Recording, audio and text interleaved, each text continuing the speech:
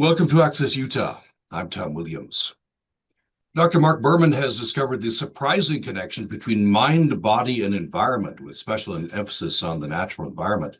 He's devoted his life to studying it, and if you sometimes feel drained, distracted, or depressed, he's identified the elements of a nature prescription that can boost your energy, sharpen your focus, change your mood, improve your mental and physical health.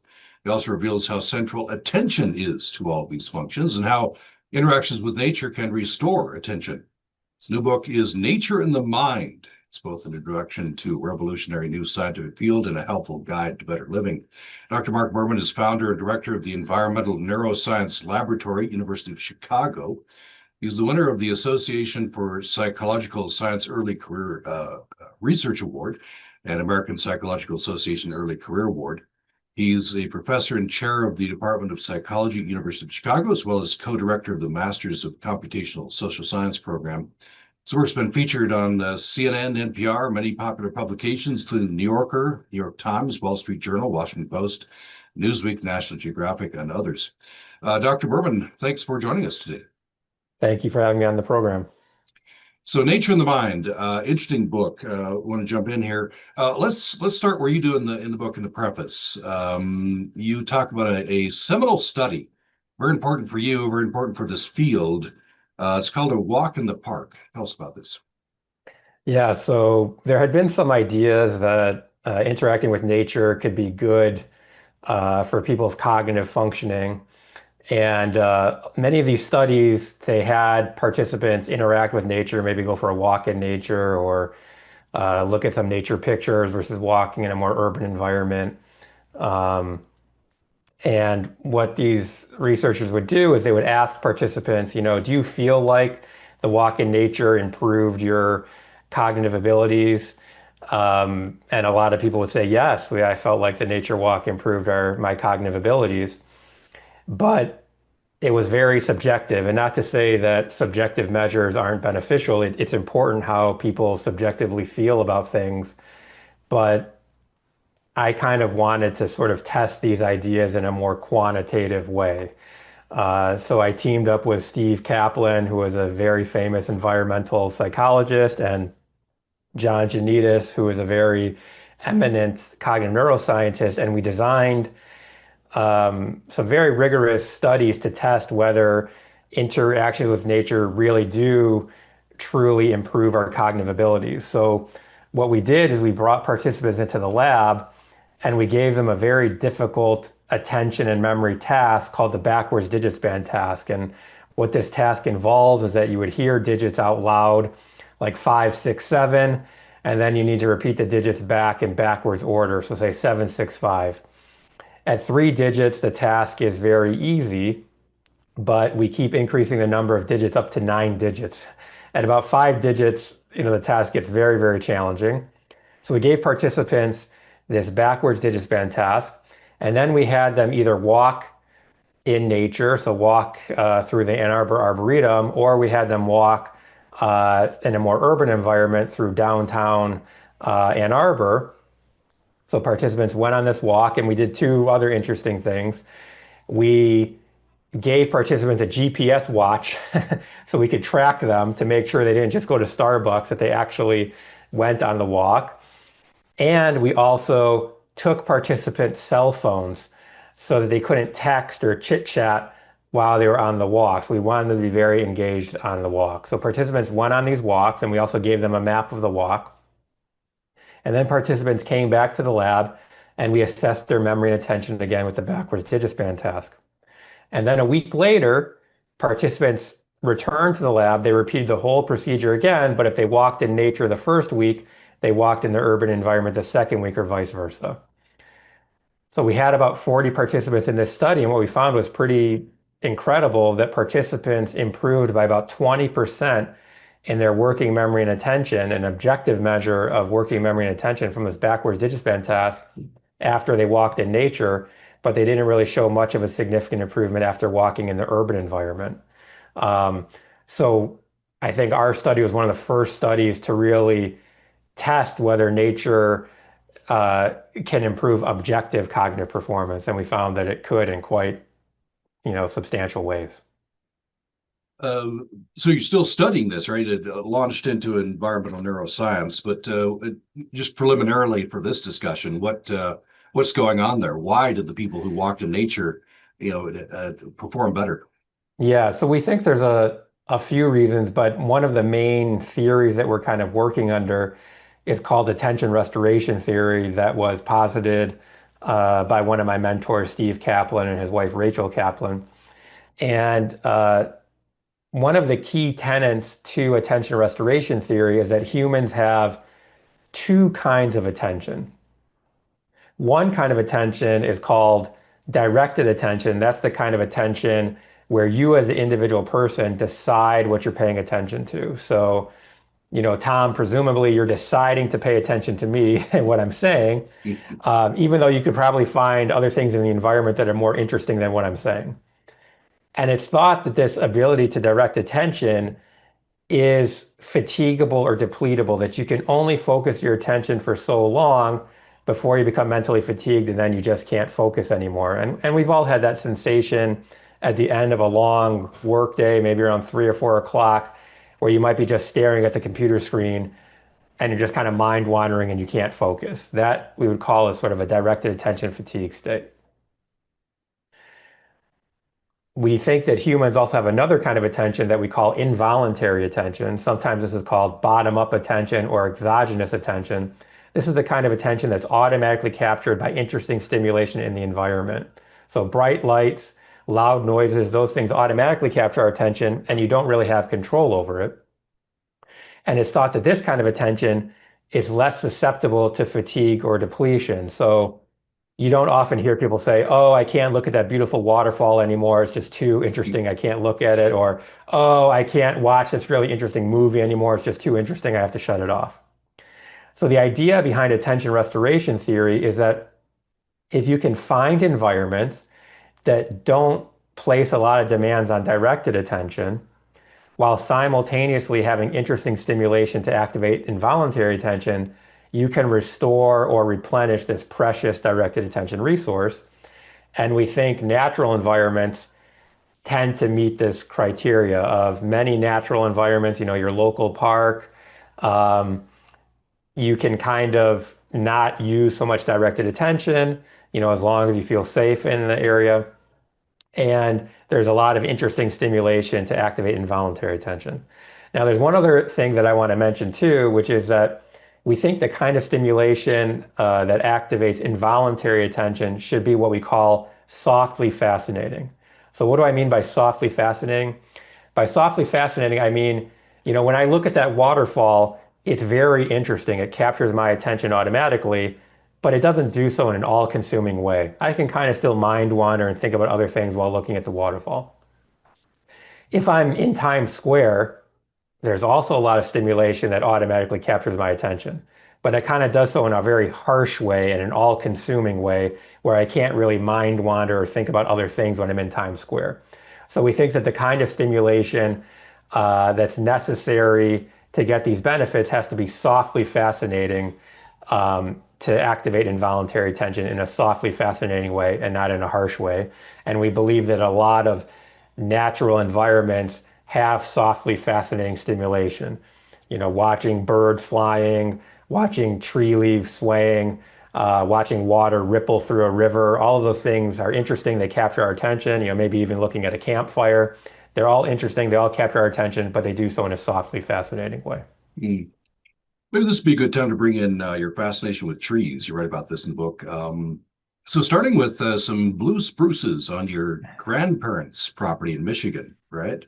Yeah, Tell me about this. yeah. So my grandparents, on my mom's side, had about 4 acres of land in Michigan, and my grandmother really liked the blue spruce tree. She kind of thought it was a fancy, kind of beautiful looking tree. And so in the front of her property, she planted these blue spruce. Um, at the time she planted them, they were small saplings. But when I was a kid, these were gigantic trees, so big that you could go underneath them and almost have a picnic.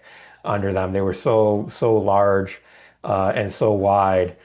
And she was very proud of these trees, and we all found them to be really beautiful. And my mom really had a strong association with these trees. And when my grandmother sold the property, my mom made sure to uh, to get a blue spruce sapling that was around, and she planted it in our backyard in suburban Detroit, which also grew into a giant tree as well. So even though I wasn't, super conscious, I didn't say, "Oh, I love Grandma Ruth's blue spruce trees." We definitely played a lot with them, and my mom had a very strong attachment to those trees. So you talk about running your hand over the bark, right? Watching the bugs, a lot of stimulus there. I guess those fall under the soft fascination, right? What, what kinds of nature fall under this category? Yeah, I mean, I think a lot of nature does, and you're right, Tom. There's multi-dimensional aspects to, what can lead to soft fascination, even the smell of nature. I remember seeing the sap from the tree kind of dripping down, or even just looking at it and how it would shimmer in the light. Um, Nature has a lot of what are called fractal patterns. And one of the kind of characteristic ways to kind of describe what a fractal pattern means, if you imagine a snowflake has a characteristic shape. If you put that snowflake under a microscope and zoom in, it also kind of has that same shape. And if you zoom in even more, it kind of has that same shape. And we call that fractal, or it's kind of another way to call it is scale free, that it doesn't matter at what spatial scale you look at the snowflake, it has the same shape. And nature is sort of filled with this fractalness, this kind of scale-free structure. And trees, for example, have that too. You can imagine a maple tree. It's got the trunk that then branches out into branches that branch out into smaller branches that branch out into even smaller branches that branch out into the leaves. And the veins of the leaves also branch out so that the tree has this repeated pattern at all these different spatial scales. And humans like looking at fractal stimulation. We prefer it, and it might even be sort of easier for us to process. And so we think when you're in natural environments where there is a lot of fractalness, um, it might be good for our brains, and therefore it might be good for our cognitive performance. This could even happen indoors, right? There's a couple of photographs in the book that stood out to me of doors. One had a lot of fractal surfaces, the other just an industrial flat door. Tell me about that. Yeah, so uh, nature isn't the only way to get fractalness. Designers can also design objects to have more fractalness. And we do have, as you're talking about, Tom, we do have a photograph in the book of just a plain industrial door, which just basically just has the doorway with this flat door in front of it, versus another door that has sort of molding around the door that are rectangles, and then the door itself has rectangles in it. So there, this rectangular shape is sort of repeated at these different scales. And even though there's nothing more natural about the door that has more fractalness versus the one that doesn't, people prefer the door that has this fractal structure, and they actually even think of that door as being more natural than the door that's just flat. I can see in your studio you have some wood paneling on your wall that has, fractal structure. I actually have some fake plants in my office here. So we can bring a lot of these natural elements to the indoors too, and that can also have benefits to us. Um, what part of this I guess I'll get into this question this way. A lot of us, you know, live our lives in our minds. We just, we're very much in our heads and our minds. Sometimes you have to do that, right? Is there something about nature that kind of gets you out of that? And is that beneficial? Well, it's possible, and maybe for a number of different ways. So We did do a study with participants who are suffering from clinical depression. In some ways, you could think of them as being sort of the most in their heads and having this depressive rumination where, unfortunately, these participants are ruminating about negative thoughts and feelings over and over again. And we did a study with participants who've been suffering from clinical depression, kind of with the same procedure as the walk in the park study that I described earlier, except before these participants went on the walk, we also had them think about a negative thought or memory before they went on the walk to kind of induce this rumination. And we thought at first, maybe going for a walk alone in nature, if you're ruminating, it might not be helpful for depression at all. It might actually exacerbate depression. Maybe it increases rumination.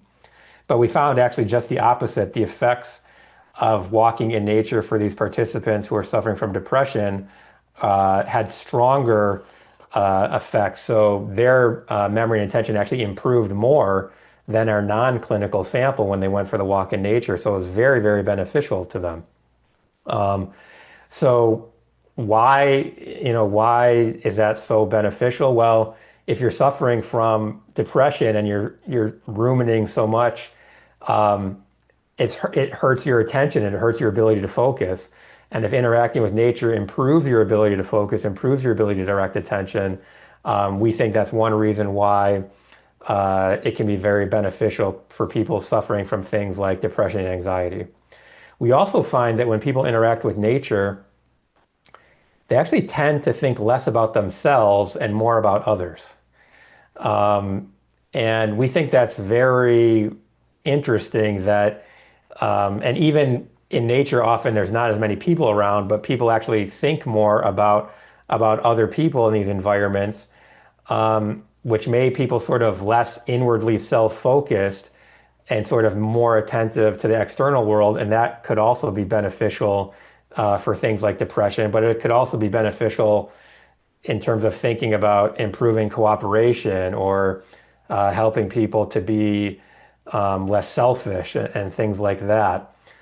In fact, other people have shown that interacting, especially with beautiful nature, can give people a sense of awe, which kind of makes them feel a bit small in comparison to the rest of the world. And while that might not seem positive, it actually can be positive in the sense that you sort of see things in more perspective. Again, you're not so egocentric, and you really can get a sense of the awe or beauty that exists in the world, but particularly in nature. And you point out, I want to emphasize this. You pointed out in the book and in articles that, for example, depression. You should take the prescribed medicine, the therapies, etc. That this is a supplemental help. Nature is. Right. So, we don't think at this point that interacting with nature should replace pharmacological interventions for depression or anxiety or talk therapy, but we do view interacting with nature as being a supplement to those therapies. And as I mentioned before, we found that interacting with nature was very beneficial for participants suffering from clinical depression. Other researchers have found that interacting with nature can reduce depressive rumination. People have found that interacting with nature, in particular for kids, was really good at reducing symptoms of ADHD, like inattention.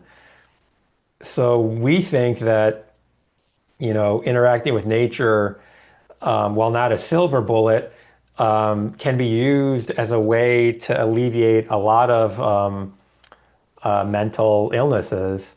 More work needs to be done to see, how does it compare to more traditional therapies, but there's no harm in going out in nature. And in fact, in the UK, they now prescribe, medical professionals now prescribe nature walks for people suffering from depression. In Canada, they also prescribe interactions, walks in nature as a way to be a therapy for depression. So it might sound, impossible. Like, how could a walk in nature be beneficial for things like depression and anxiety, but the data shows that in fact it is quite beneficial.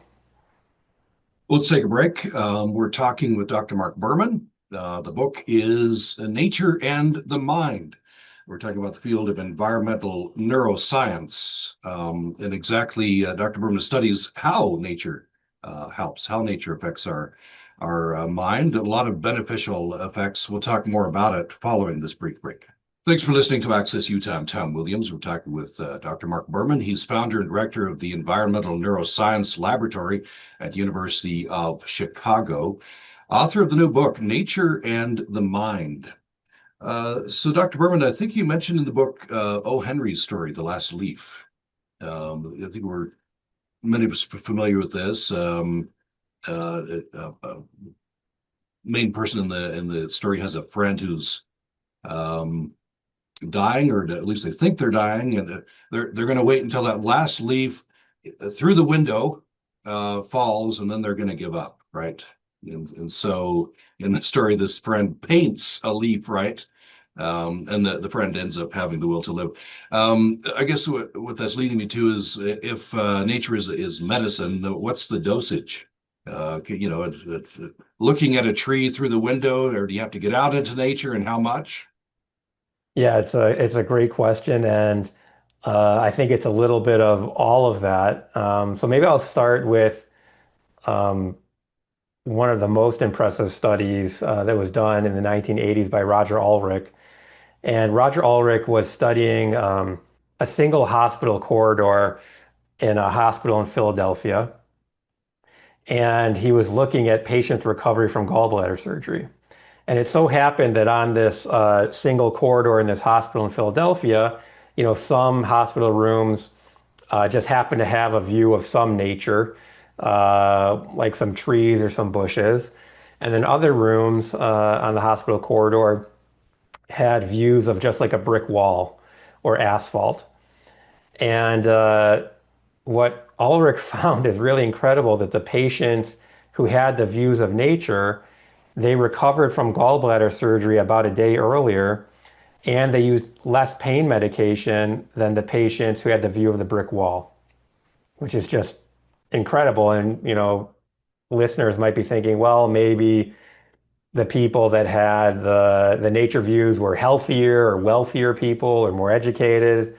But no, that wasn't the case. These patients are just randomly assigned to these rooms by which room is available. So it's kind of like an experiment where you're just putting people into these different rooms and seeing how that impacts recovery. And it turns out having just a view of nature um, can be, you know, salubrious for physical healing, which is just incredible and kind of relates to the O. Henry story a little bit. So obviously there's a lot of questions. So why? Why would having nature out of your window have this healing ability? Well, I don't think in the case of the Ulrich study, it has to do with air quality. I don't think it has to do with, having nature out of your window, encouraging patients to exercise more or something like that. Um, it has to do somehow with the aesthetic of nature. So it could be that, again, having those fractal patterns outside of your window and seeing those, could have brain benefits that then lead to body benefits because, mind and body are not separate. It also could be too that just having the nature view was nicer. And so maybe it improved those patients' moods, which then might improve healing. So the exact mechanisms aren't clear, but it's amazing to know that just having a view of nature out of your window can speed healing. And people now, hospital designers have taken Roger Ulrich's work seriously and they've tried to incorporate more nature into hospitals. And I think that has actually been a movement to do that. People have also found that, seeing nature, showing people nature video can also reduce feelings of pain for different kinds of procedures. And then we found that having more nature in your neighborhood can be beneficial for cardiovascular diseases or cardiometabolic conditions. So we did a study in Toronto where we had this incredible data set where the University of Toronto Forestry Department actually labeled every single tree on public land in the city of Toronto. So 580,000 trees in the city of Toronto. We knew the species of the tree and the diameter of the tree at breast height, which told us the age of the tree. And then one of my students, Omid Cardan, uh, used some forestry algorithms to calculate how much tree canopy each individual tree would provide. And then we had health data from about 30,000 people in Toronto. And we found that having about 11 trees on the street could reduce cardiometabolic disorders, so stroke, diabetes, and heart disease by about 1%, controlling for age, education, and income. So that sounds pretty modest, but to actually get that 1% decrease monetarily, you'd have to give every household in that neighborhood about $20,000 and have them all move to a neighborhood that's about $20,000 wealthier, or also make people about 1.5 years younger. So it's pretty incredible that just increasing tree canopy modestly had these health benefits. For those studies, we think maybe that has to do with air quality or encouraging people to exercise, but it could also be due to, again, the aesthetic of nature, that having these fractal patterns, having the beauty of nature around is good for our brains, which will then be good for our bodies. Here's a study, a Finnish study. When children played outside among plants, they experienced a significant boost to their immune systems after 28 days.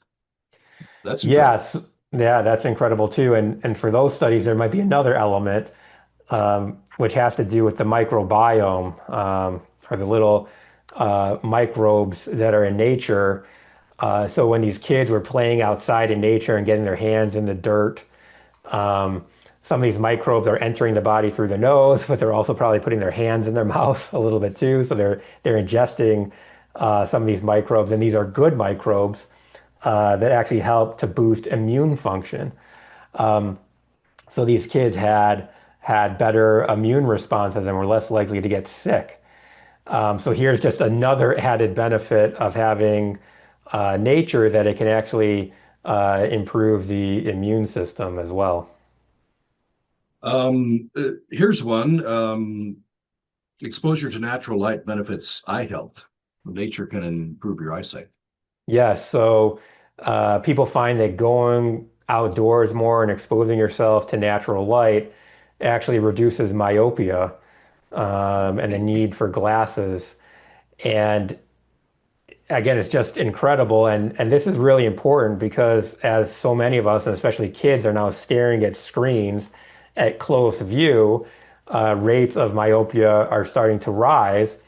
But what these researchers have found is that actually, if you can get the kids outside and maybe outside in nature and getting them exposed to the natural light, you can actually reduce the risk of myopia. So again, it's just another reason why it's important to get outside, and in particular to get outside in nature.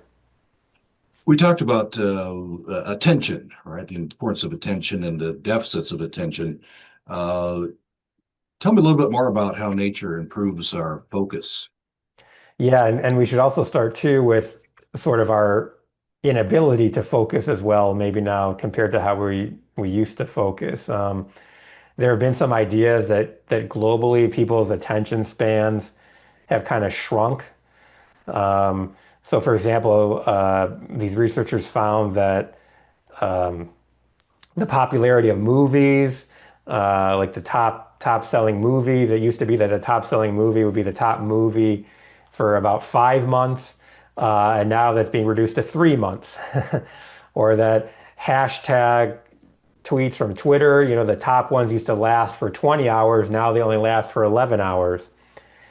And this suggests sort of a global shrinking of our focus, or our ability to just sort of stay on one task. And it's hard now because there are so many things in our environment that are vying for our attention.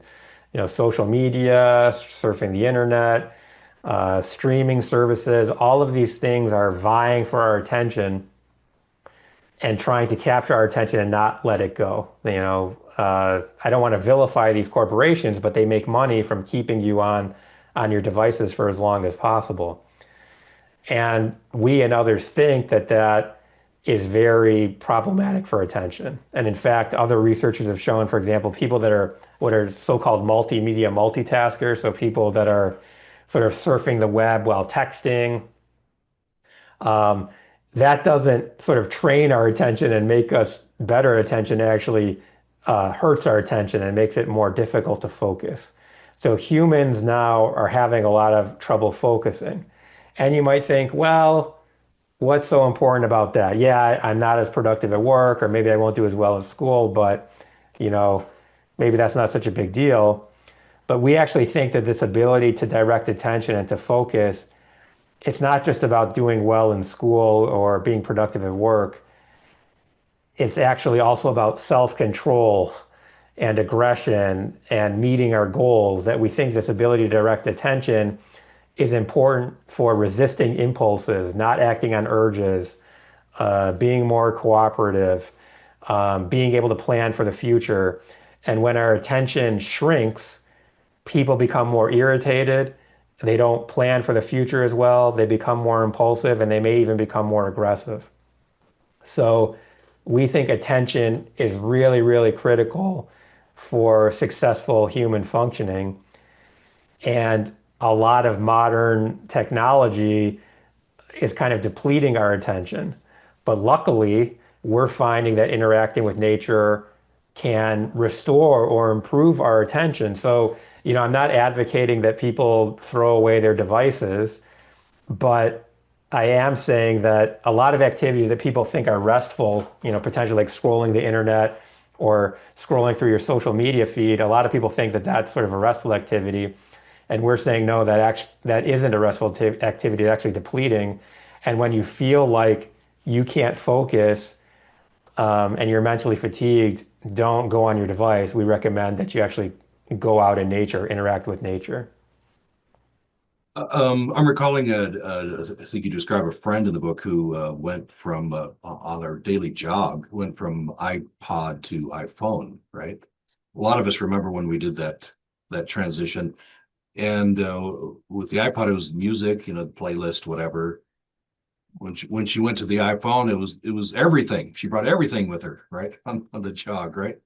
I guess that's Right. that's an argument for at least turning your phone off while you're in nature. Yeah. And, you know, if you want the walk to be, as restorative as possible, you probably want to go alone and you don't want to have, earbuds in your ears. You want to be listening to the sounds of nature and having all of that experience. I remember Steve Kaplan kind of joking with me, although I think he was only half joking, when iPods were popular and you saw all these students on campus just walking around campus with their earbuds in. And Steve Kaplan mentioned to me, look at how uncomfortable people are with their own thoughts. And that really stayed with me. And I think, people do have a lot of discomfort just kind of being alone with their thoughts. But we think being in nature can actually help you to be alone with your thoughts and to maybe do some productive cognitive work while you're in nature. So you definitely, when you're interacting with nature, we want you to be fully engaged with nature, not distracted by your phone or music or anything else. We want to have your full attention in nature. Now, I love taking my kids out in nature and getting them out in nature, but if I want to have a restful, restorative nature experience, I have to go by myself. I can't bring my kids. um, so, so this is a time to actually take care of yourself and to have a little me time in nature where it's just you and the environment. Now, one thing we haven't touched on yet is that while we think interacting with real nature is the best, you can also get some of these benefits from looking at pictures of nature or listening to nature sounds or looking at nature out of your window. So if you don't have easy access to nature, we think that some of this simulated nature or looking out of your window, if you have a nature view, can also have benefits too. Yeah, that's helpful, right? Because not everybody has access to nature as we would call it, right? That's right. Yeah. That's right. So it's nice to know that um, some of these simulations of nature can also lead to benefits, but I'm also, I wouldn't want to go too extreme there and say, oh, because you can get benefits from artificial nature, we can destroy the current nature that we have. No, no, no, no, no. We still think you're going to get the biggest benefits from actual nature, but it's nice to know that if you don't have access, that you can get these benefits from artificial nature. One more little item before we go to another break. I joke with my friends that I like the great indoors, right? And I do like a little nature, but I further joke with them that my favorite way to enjoy nature is driving through nature with the window rolled down to get the benefits. Not that I don't like nature, but so this section stood out to me. We can get the benefits even if we don't like nature. Tell me about that. Yes, yes. So if we recall the walk in the park study where we had participants take that backwards digispan task and then go for a walk in nature and then return to the lab and do the backwards digispan task again, or they had participants who came to lab, they did the backwards digispan task, or they had a walk in an urban environment and then came back to the lab to look for changes. We had people walk at, well, first, maybe I should say, we also recorded people's mood. And people tended to show increases in mood after the walk in nature compared to the urban walk. But we didn't see much of a strong correlation between improvements in mood and improvements in cognitive performance. So it wasn't just the case that the people who showed the biggest improvements in the backwards digispan task were also the ones who showed the biggest mood benefit. But that's just correlational. An even stronger demonstration that this wasn't all mood driven and you don't have to like nature to get the cognitive benefit was that we had participants walk at different times of the year. So some participants walked in June when it was about 80 degrees Fahrenheit in Ann Arbor. Participants loved the walk in nature. They said, Mark, I can't believe you're paying me to go for a walk in nature. They showed really healthy mood benefits and really healthy cognitive benefits. We also had some participants walk in January when it was about 25 degrees Fahrenheit. Participants said, Mark, I was freezing my butt off out there. I did not like that walk in nature. So they didn't get the mood benefits, but those people that walked in January showed the same cognitive improvements as the people that walked in June. So their improvements in directed attention were just as good walking in nature in January as walking in June, suggesting that you don't have to like the nature interaction to get these cognitive benefits. And that was a pretty counterintuitive finding because a lot of people kind of thought, well, maybe this is all driven by, people just being happier in nature and then that just leads to everything improving. But that doesn't seem to be the case, that you can get these benefits even if you don't like the nature interaction. You do have to like the nature interaction to get the mood benefit, but you don't have to like the nature interaction to get these cognitive, these attention and memory benefits. So I think that's really, really interesting. And, you hear often people say, well, I'm a city person. I don't like nature. And what these results are suggesting is that maybe that doesn't really matter. That this is a pretty fundamental aspect of human nature that we all can get these benefits to cognitive functioning, to brain functioning from interacting with nature. Now, I will say there are probably limits. So, for example, sometimes, when we're submitting papers for publication, I get these cheeky reviewers that say, well, what if there's a wildfire? What if you're in nature and you're being chased by a bear? I would say, well, of course, I don't think you're going to get those benefits because you're going to use a hell of a lot of directed attention if there's a wildfire being chased by a bear. You know, if you're totally not dressed appropriately for the weather and you're so uncomfortable, yeah, I don't think the nature is going to be beneficial. But going on a rainy day or going when it's overcast, I don't think it's going to matter in terms of the cognitive benefit. And saying that you're just a city person, you don't like nature, I don't think that's really going to matter either. As long as you have a minimum threshold that you feel safe and you don't have to use direct attention, we believe that that nature interaction is going to have cognitive benefits for you. Hmm. Yeah, I guess it's good news for parents who are trying to get their kids out of the gaming console and out in some sunshine, right? Yeah. Absolutely. Even if the kids don't Absolutely. like it, they'll benefit.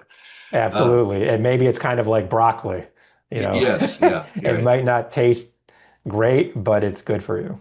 Yeah, and they might come to like it later on. Right. That's right. Let's take another break. We'll be back with the final segment with Dr. Marc Berman. He is founder and director of the Environmental Neuroscience Laboratory, University of Chicago, the author of a new book. It's called Nature and the Mind. We'll have more following this. You're listening to Access Utah. I'm Tom Williams. We're pleased to have Dr. Marc Berman on the program today. He's founder and director of the Environmental Neuroscience Laboratory at the University of Chicago. He's out with a new book, Nature and the Mind. Dr. Berman, I want to get down to I guess one of my favorite parts of the book. This is an incredible true story from Vietnam. A Vietnamese architect had a friend who was depressed, and I guess it illustrates that you can bring nature to yourself, right? So this architect designed a house for his friend. Tell me about this. Yeah, it's a really interesting story. Um, so this architect from Vietnam, Vo Trong Nghinh, um, designed this house for his friend who was suffering from depression, and he called it the House for Trees. And basically, it looks like you can see in the book, we have pictures of the house, these planter boxes for each room, and on top like of the roof of each room was like a banyan tree. So it's like all these kind of large planter boxes, and to get from one room to the other, you had to go outside and be out kind of in this nature from these banyan trees. And initially, uh, the architect's friend was furious with them that this was so inconvenient to have to walk outside to go to other rooms, like to go from the living room to the kitchen or bedroom to the kitchen. But over time, uh, his friend's depression alleviated, and he didn't have depression anymore. And this friend actually then moved to a more conventional house. But when he moved to the more conventional house, his depression returned. So then he quickly moved back to the house for trees. And it's, to me, it's a really beautiful example of kind of what we call like environmental neuroscience, how the environment affects our behavior, where this home environment was purposely designed that you could not really avoid nature. And it had these really strong mental health benefits for this individual. So, as we talk in the later part of the book, we kind of want to start what we're kind of calling a nature revolution, where we want people to really take this work seriously and that, it applies to our homes, to our schools, to our offices, even to entire cities that we want to be designing with nature in mind and trying to get more nature into all of these spaces that we think are going to have really, really large scale health benefits, both physical health benefits and mental health benefits. And when I talk to people a lot about this, a lot of people think that nature is nice and they like nature, but often they think about nature as being an amenity and not a necessity. Having jobs, of course, is a necessity. Having good health care is a necessity. But having nature nearby, that seems more like an amenity. If we can afford it, we can have it. Or maybe it all is just for wealthy people. It's not for everybody. And I think what we're suggesting and other people are suggesting is that no, actually having more nature nearby is not an amenity. It's a necessity. We have to have it. And when we don't have it, we suffer and we can't reach our full potential maybe without having nature nearby. So this doesn't mean that we want people to leave the cities and move, elsewhere. Uh, cities are good for a lot of reasons. They're more sustainable, and we find in other aspects of our work that there's economic advantages to city, and there's actually lower rates of depression in cities, lower racial biases in cities. But we want to sort of naturize the cities. We want to bring more nature into the cities. We want to bring more nature into our homes. We want to bring more nature into our schools. We want to bring more nature into our workplaces. And I think it doesn't mean just building more parks and planting more trees. It might also mean sort of designing our days differently. I keep hearing, and even in my kids' schools, they want to take away recess. They want to shorten recess. They want to have more instruction time. And I think what our research is showing is that that's not really the right way to be thinking about things. Yes, we want to have plenty of instruction, but you also want to design in break time, and those break times we want to be in nature. So imagine, for example, instead of an 8-hour day of straight instruction, what if you gave the kids 6.5 hours of instruction, but also gave them an hour and a half break in nature? It's possible that that actually might lead to better learning than to have 8 hours straight of instruction. So, and that also applies to work places as well. So it's not just about incorporating more nature into our homes and schools and workplaces, which I think we should do, but it's also about designing these nature breaks into our days. You mentioned interesting in the book. You mentioned Stockholm. You like that's a good example, right? You've been there. Singapore is another good example. And you mentioned, I guess, that it takes the public will that Amsterdam wasn't always a biking city. It was a car city before. These Right, things can happen, right? If we right, put our minds right. to it. That's right. So they can change. You know, Stockholm, which I've been to, benefits from being very close to the water and having this beautiful set of islands. But they also incorporate the nature very well integrated into the city. Oftentimes this is easier in European cities because they were built before automobiles. But as you said, Amsterdam was not in the 60s and 70s, looked more like a car city than a biking city. But they made changes. They said, we don't like this. We want to change it, and they did. And now Amsterdam is a fantastic biking and walking city, a very pedestrian friendly city. And I think you kind of have to be a little bit more pedestrian friendly to also get the benefits of nature. So I talk about one example from the book, near the campus of the University of Chicago are these beautiful parks, Jackson Park, the Midway Plaisance, and Washington Park. They were designed by Frederick Law Olmsted, who was also the landscape architect who designed Central Park. But the problem with Jackson Park, Washington Park, and Midway Plaisance in Chicago is that there's a lot of car traffic that's right by these parks, so it's very noisy, and you have to use a lot of directed attention across the streets and things like that. So I remember one time walking in Jackson Park with my kids, and literally a hubcap flew off of a wheel of a car and spun around in front of us. And I thought, yeah, this is really ruining the park. So, again, you have to make the park sort of pedestrian friendly where they're more kind of secluded from the noise of car traffic and things like that are going to use up directed attention. Just a minute left. What would you like the takeaway to be from this book and from this discussion? I guess a couple things. So one, I would say that, the environment in general has a really significant impact on our behavior, and humans tend to ignore that because we have so much control over the environment. But it doesn't mean that we're immune to the environment. And because we have so much control over the environment, we can actually do a lot to improve the environment. So I think a lot of our environments were not designed to lower depression or make people more cooperative or improve attention. They were designed to like move goods efficiently and house people efficiently. So I would like us to kind of change our mindset here to say, actually, hey, we can actually make these environments better for human, memory and attention by incorporating more nature in them. I think another thing is that nature is not an amenity, it's a necessity. We have to have it, and we have to make it easily accessible so that we can use it, and we have to make time to use it.